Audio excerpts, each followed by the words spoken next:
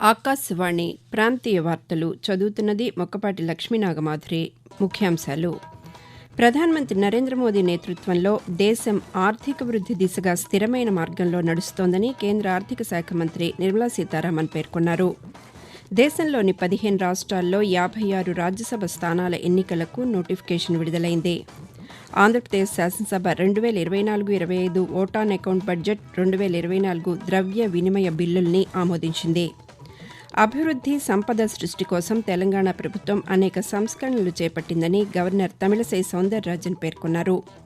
ఉద్యోగాల నియామకంలో విధానపరమైన లోపాలు లేకుండా పాలన సాగిస్తున్నామని తెలంగాణ ముఖ్యమంత్రి రేవంత్ రెడ్డి స్పష్టం చేశారు. వార్తల వివరాలు: ప్రధానమంత్రి నరేంద్ర మోదీ నేతృత్వంలో దేశం ఆర్థిక వృద్ది దిశగా స్థిరమైన మార్గంలో నడుస్తోందని కేంద్ర ఆర్థిక శాఖ మంత్రి నిర్మలా సీతారామన్ పేర్కొన్నారు. దేశ ఆర్థిక స్థితిగతులపై లోక్సభలో నిన్న కేంద్ర మంత్రి శ్వేతపత్రం ప్రవేశపెట్టారు. ఈ సందర్భంగా నిర్మలా సీతారామన్ మాట్లాడుతూ, రాజకీయంగా, విధానాల పరంగా ఎన్డీఏ ప్రభుత్వం స్థిరంగా ఉందని, ఆర్థిక వ్యవస్థను బలోపేతం చేసేందుకు కఠిన నిర్ణయాలు తీసుకున్నామని వెల్లడించారు. గత ప్రభుత్వాల పాలనలో నిర్వహణ లోపాల నుంచి పాఠాలు నేర్చుకుని వృద్ది దిశగా ఎలా పయనిస్తున్నామో వివరించేందుకే ఈ శ్వేతపత్రాన్ని సభ ముందుకు తీసుకొచ్చామని వెల్లడించారు. దీర్ఘకాల ప్రయోజనాల కోసం ఎన్డీఏ ప్రభుత్వం కీలకమైన సంస్కరణలు చేపట్టిందని కేంద్ర మంత్రి వివరించారు. ఇలా ఉండగా శ్వేతపత్రంపై ఈరోజు సభలో చర్చ జరపనున్నారు. రాజ్యసభ ఎన్నికలకు నిన్న నోటిఫికేషన్ విడుదలైంది. మొత్తం 15 రాష్ట్రాల్లో 56 రాజ్యసభ స్థానాలకు ఎన్నికలు జరగనున్నాయి. ఈ క్రమంలోనే ఉభయ తెలుగు రాష్ట్రాల్లో 3 స్థానాలకు చొప్పున ఎన్నికలు నిర్వహించనున్నారు. ఈ నెల 15వ తేదీ వరకు నామినేషన్ల దాఖలుకు గడువు ఉంటుంది. ఈ నెల 16వ తేదీన నామినేషన్ల పరిశీలన జరగనుండగా నామినేషన్ల ఉపసంహరణకు ఈ నెల 20వ తేదీ వరకు గడువు విధించారు. అలాగే ఈ నెల 27న పోలింగ్ నిర్వహించి అదే రోజు ఫలితాలను వెల్లడించనున్నారు. కాగా ఆంధ్రప్రదేశ్లో రాజ్యసభ ఎన్నికల అభ్యర్థులుగా వైవీ సుబ్బారెడ్డి, గొల్లబాబురావు, మేడా రఘునాథరెడ్డి పేర్లను వైఎస్సార్ కాంగ్రెస్ పార్టీ ప్రకటించింది. 2024-25 ఓట్ ఆన్ అకౌంట్ బడ్జెట్ 2024 ద్రవ్య వినిమయ బిల్లుల్ని శాసనసభ ఆమోదించిందని ఆంధ్రప్రదేశ్ ఆర్థిక శాఖ మంత్రి బుగ్గన రాజేంద్రనాథ్ రెడ్డి పేర్కొన్నారు. శాసనసభలో బడ్జెట్పై చర్చ అనంతరం నిన్న మంత్రి పాతికేయులతో మాట్లాడుతూ, ప్రభుత్వం 5 ఏళ్ల పాలననే బడ్జెట్ ప్రసంగంలో చెప్పామని అన్నారు. కేటాయింపు, ఖర్చు మధ్య వ్యత్యాసం 4,000 కోట్ల రూపాయలేనని తెలిపారు. రాష్ట్రం చేసిన రుణం 2014-19 మధ్య 126% పెరగ్గా 2019-24 మధ్య 95% పెరిగిందని చెప్పారు. 2024-25 ఓట్ ఆన్ అకౌంట్ బడ్జెట్ 2024 ద్రవ్య వినిమయ బిల్లుల్ని శాసనసభ ఆమోదించిందని, 2023-24 సంవత్సరానికి రెండవ విడత అనుబంధ అంచనాలకు సభ ఆమోదం తెలిపిందని మంత్రి వివరించారు. ఆంధ్రప్రదేశ్లోని బోండోఫోర్జా, ఖోండోఫోర్జా, కొండసవర వర్గాలను షెడ్యూల్ తెగల జాబితాలో చేర్చడానికి 1950 రాజ్యాంగ షెడ్యూల్ తెగల ఉత్తర్వులను సవరించేందుకు తెచ్చిన 2024 షెడ్యూల్ తెగల రాజ్యాంగ ఉత్తర్వు సవరణ బిల్లుకు నిన్న లోక్సభ ఆమోదం తెలిపింది. దీంతో ఈ బిల్లును పార్లమెంట్ ఆమోదించినట్లయింది. అలాగే ఒడిషాలోని పౌరీ భుయాన్, చుక్తియా భుంజియా, బోండో, మంకిడియా వంటి 46 సామాజిక వర్గాలను ఎస్సీ ఎస్టీలలో చేర్చే రాజ్యాంగ ఉత్తర్వు సవరణ బిల్లును పార్లమెంట్లో ప్రవేశపెట్టారు.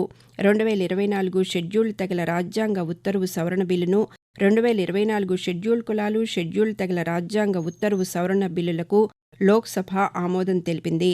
ఈ బిల్లులకు రాజ్యసభ ఇప్పటికే ఆమోదం తెలియజేసింది.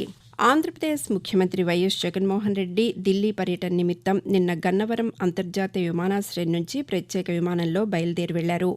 ఈరోజు ప్రధానమంత్రి నరేంద్ర మోదీతో పాటు పలువురు కేంద్ర మంత్రులను కలవనున్నారు. ప్రత్యేక హోదా, విభజన హామీలు, పోలవరం ప్రాజెక్టు గురించి ముఖ్యమంత్రి ఈ సందర్భంగా వారి వద్ద చర్చిస్తారని ప్రభుత్వ వర్గాలు వెల్లడించాయి. తెలంగాణలో అభివృద్ది, సంపద సృష్టి కోసం రాష్ట్ర ప్రభుత్వం అనేక సంస్కరణలు చేపట్టిందని రాష్ట్ర గవర్నర్ తమిళసై సౌందరరాజన్ పేర్కొన్నారు. నిన్న తెలంగాణ శాసనసభ బడ్జెట్ సమావేశాలు ప్రారంభమైన సందర్భంగా ఉభయ సభలనుద్దేశించి గవర్నర్ ప్రసంగించారు. తెలంగాణ ప్రముఖ కవి కాళోజీ నారాయణరావు కవితతో గవర్నర్ తన ప్రసంగాన్ని ప్రారంభిస్తూ, తెలంగాణ పునర్నిర్మాణం చేసేందుకు ప్రయత్నిస్తున్నామని, సామాన్య ప్రజల కోసం ప్రజాభవన్ను తెరిచామని తెలిపారు. ప్రజాపాలన కార్యక్రమంలో 1.8 కోట్ల దరఖాస్తులు వచ్చాయని పేర్కొన్నారు. 6 గ్యారంటీలను ఖచ్చితంగా అమలు చేసి తీరుతామని, వాటిలో 2ంటిని అమలు చేశామని, త్వరలో మరో 2 అమలు చేస్తామని గవర్నర్ వెల్లడించారు. ఆకాశవాణి ప్రాంతీయ వార్తలు వింటున్నారు. ఉద్యోగాల నియామక విషయంలో స్పష్టతతో ఉన్నామని, విధానపరమైన లోపాలు లేకుండా పాలన సాగిస్తున్నామని తెలంగాణ ముఖ్యమంత్రి రేవంత్ రెడ్డి తెలిపారు.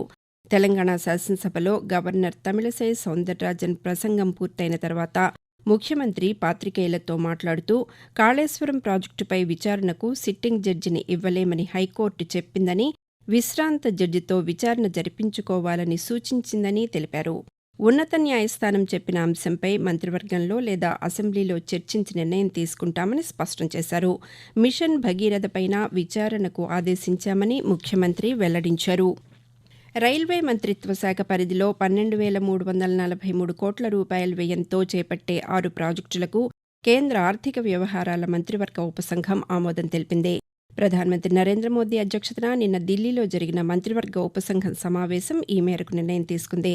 ఉభయ తెలుగు రాష్ట్రాలతో సహా రాజస్థాన్, అస్సాం, గుజరాత్, నాగాలాండ్ రాష్ట్రాల్లోని 18 జిల్లాల్లో ఈ ప్రాజెక్టులు భారతీయ రైల్వేల ప్రస్తుత నెట్వర్క్ను 1,020 కిలోమీటర్ల మేర పెంచడంతో పాటు ఆయా రాష్ట్రాల ప్రజలకు సుమారు 3 కోట్ల పని దినాల ఉపాధిని కల్పిస్తాయి.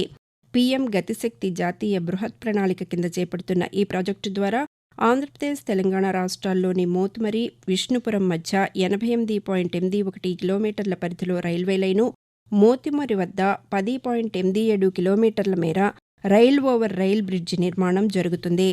తెలంగాణ గవర్నర్ తమిళసై సౌందరరాజన్ శాసనసభలో చేసిన ప్రసంగం రాష్ట్ర ప్రజలకు విశ్వాసం కల్పించలేకపోయిందని మాజీ మంత్రి టి. హరీష్ రావు పేర్కొన్నారు.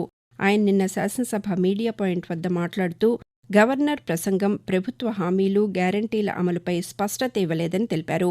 ఇప్పటికే 2 గ్యారంటీలు అమలు చేశామని ప్రభుత్వం చెబుతోందని, నిజానికి వాటిని పాక్షికంగా అమలు చేశారని అన్నారు. గవర్నర్ ప్రసంగంలో ఆరోగ్యశ్రీ ప్రస్తావన లేదని హరీష్ రావు ఆరోపించారు. ఆంధ్రప్రదేశ్లోని ఎన్టీఆర్ జిల్లా విజయవాడలో ప్రసిద్ధ గుణదల మేరీమాత ఉత్సవాలు ఈ రోజు నుంచి ప్రారంభం కానున్నాయి.